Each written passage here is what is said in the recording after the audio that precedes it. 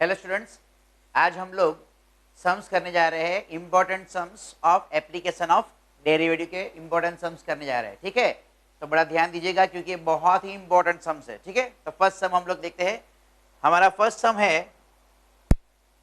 The length x of a rectangle is decreasing at the rate of 3 centimeter per minute and the width y is increasing at the rate of 2 centimeter per minute. When x is 10 centimeter and y is 6 centimeter, find the rate of change of perimeter. और दूसरा हमको find करना है rate of the rectangle, the rate of change of the area of the rectangle. ठीक है, चलो ये find करना है, बहुत इजी है। देखो वैसे तो हमको इस चैप्टर में जब भी हमको रेट फाइंड करना है ना, तो हमको एरिया, वॉल्यूम, वो सब की फॉर्मूला आनी चाहिए। ओके, मैं आपको दिखाता जाऊंगा कि जैसे जैसे सम्स आएंगे इंपॉर्टेंट, वैसे वैसे मैं आपको दिखाता जाऊंगा। ओके, यहाँ पे क्या है, सबसे पहली चीज दी गई है हमको रेक्टेंगल। ठीक है, तो रेक्टेंगल कुछ इस तरीके से होता है। Okay, this is your rectangle. Okay, और यहाँ पे है x और ये है y, क्योंकि हमको दिया गया है कि length x of rectangle is decreasing at this rate and with y, तो ये विद y है। ठीक है, चलो तो ये भी x हो गया, ये भी y, क्योंकि हमारे पास प्रॉपर्टी है कि opposite sides of rectangle are equal. ठीक है, चलो तो अब सबसे पहली चीज हमको दी गई है rate here dx by dt is equal to 3 centimetre per minute, लेकिन डिक्रीजिंग है। यहाँ पे क्या लिखा है, ये वर्ड इंपॉर्टेंट है, ये है डिक्रीजिंग। डिक्रीजिंग का मतलब ये माइनस आएगा। ठीक है, और dy बाई dt विद का रेट हमको दिया है 2 सेंटीमीटर पर मिनट। और यहाँ पे भी खास क्या है कि ये इंक्रीजिंग है, ये इंपॉर्टेंट है। यहाँ पे इंक्रीजिंग तो ये प्लस आएगा। ठीक है, तो ये साइन सबसे पहले जो गलतियां करते हैं स्टूडेंट्स वो है ये साइन। तो अगर ये इंक्रीजिंग है तो यहाँ पे प्लस आएगा, और ये डिक्रीजिंग है तो यहाँ पे माइनस आएगा। ठीक है, सबसे पहली चीज आ गई। चलो अब सबसे पहला हमको दिया गया है ए जो है वो है पेरीमीटर। चलो, perimeter of rectangle, perimeter of rectangle हमको मालूम है क्या होता है। तो पेरीमीटर क्या होता है कि सम ऑफ द बाउंड्रीज, जो बाउंड्रीज होती है उसका सम अगर करे तो हमको पेरीमीटर मिलता है। मतलब ये x plus Y plus X plus Y, मतलब 2 टाइम्स x आएगी बाउंड्री और 2 टाइम्स y आएगी, तो हमको ये मिलेगा 2 times x plus y centimetre. सारे यूनिट सेंटीमीटर में है तो ये भी सेंटीमीटर में आएगा।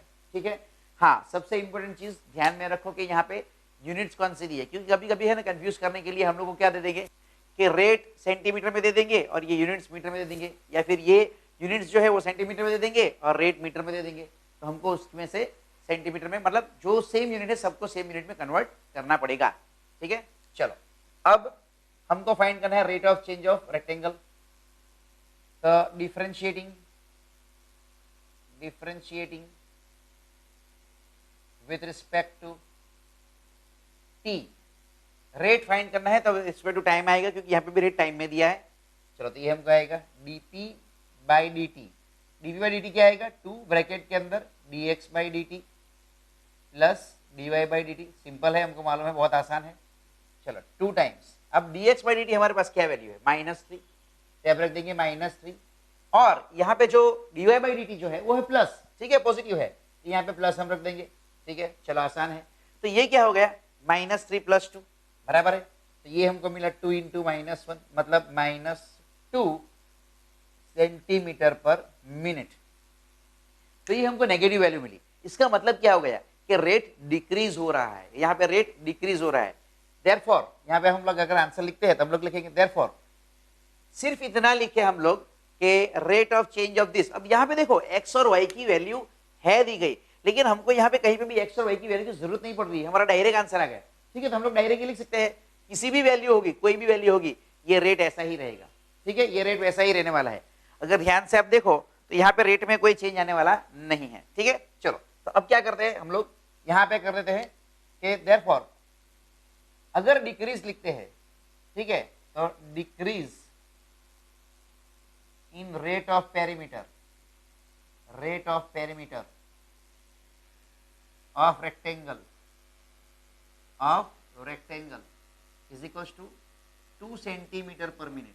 अब मैंने यहाँ पे प्लस लिखा, क्यों, क्योंकि मैंने ऑलरेडी आगे डिक्रीज लिख दिया है। तो अगर मैं डिक्रीज आगे लिखता हूं तो मुझे माइनस साइन लिखने की जरूरत नहीं है। ठीक है, माइनस साइन का मतलब ही होता है डिक्रीज। ओके, चलो, और अगर हम लोग ऐसा नहीं लिखते हैं डिक्रीज इन रेट, और अगर हम लोग लिखते हैं कि rate of change of perimeter, और इस तरीके से भी आंसर लिख सकते हैं कि rate of change of perimeter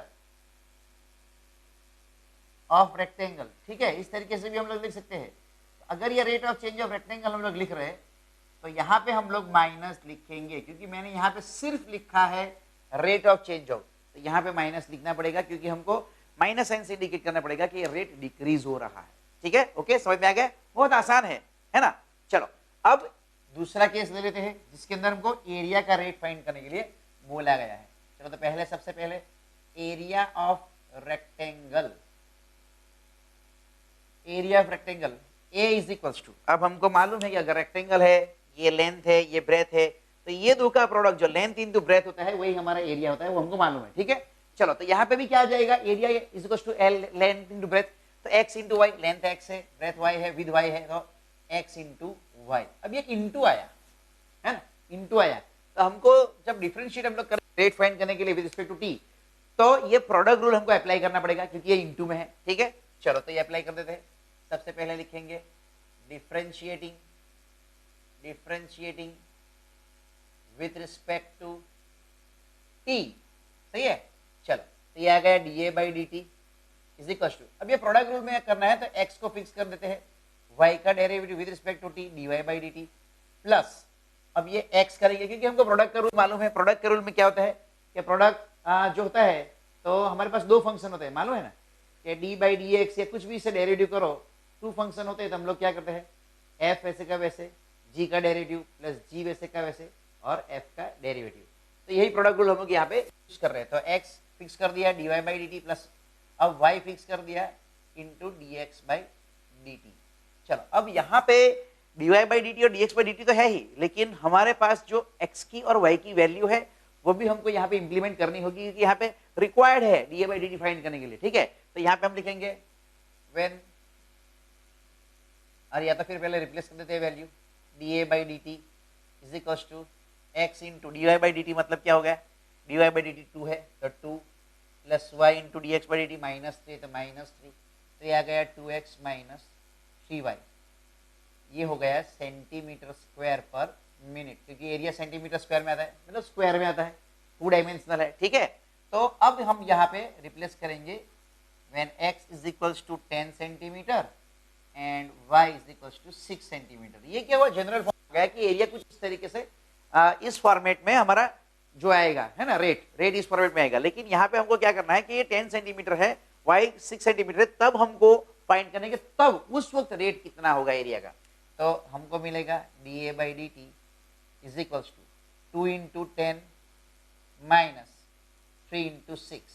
ठीक है, x की वैल्यू मैंने 10 रख दी, y की वैल्यू मैंने 6 रख दी, तो मुझे मिलेगा 20 माइनस, ठीक है, तो यहाँ पे आ गया 20 माइनस 18, तो 20 माइनस 18 मतलब क्या हो जाएगा, प्लस 2 सेंटीमीटर स्क्वायर पर सेकेंड। चलो 2 सेंटीमीटर स्क्वायर पर सेकेंड, अब ये प्लस आया, प्लस का मतलब क्या हो रहा है कि यहाँ पे एरिया का रेट बढ़ रहा है ना, इस वैल्यू पे एरिया का रेट बढ़ रहा है और हमको पेरीमीटर का मिला घट रहा है, तो ये 2 सेंटीमीटर पर मिनट से घट रहा है इसका पेरीमीटर। ठीक है, और एरिया 2 सेंटीमीटर स्क्वायर पर मिनट से बढ़ रहा है, तो यहाँ पे हम लोग लिखेंगे therefore rate of change of area is 2 centimetre square पर सेकेंड, 2 सेंटीमीटर स्क्वायर पर सेकेंड। ठीक है, ओके।